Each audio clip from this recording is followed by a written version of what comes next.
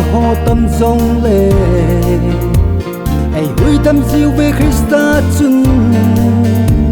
tâm sung phát chân cha ai chính bao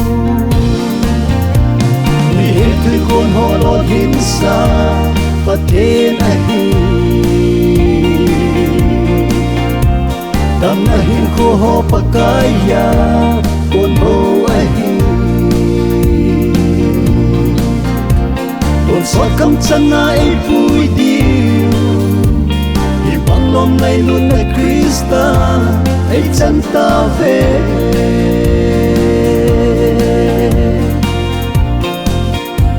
ôi mà khăn tung này lâu ba ca na mi khô tô na này có mùi ngày lút thì sân in sung khát bông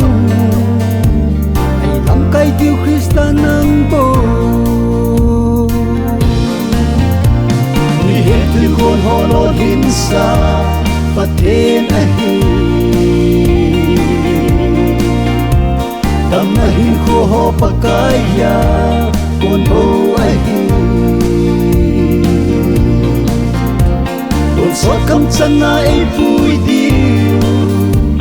thì bằng lòng này luôn là Christa ấy chân ta về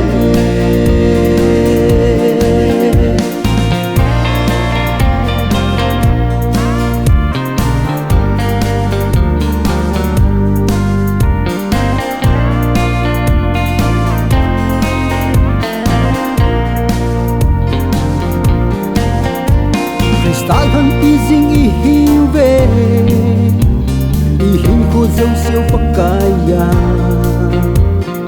nè ma ca dâu pakaya ti lo lên nát sam tin na ni hết thứ con ho lo hin sa và thiên ai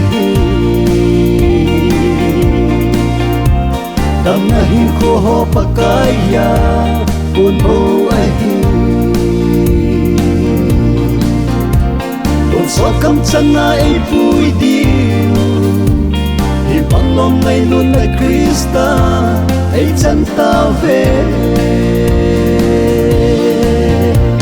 vì hết thứ con ho lo hin sa và thiên ai tâm na hin khô ho pakaya con bầu ai con soi cắm chân ai vui điêu thì bằng lòng này luôn là Christa ấy chân ta về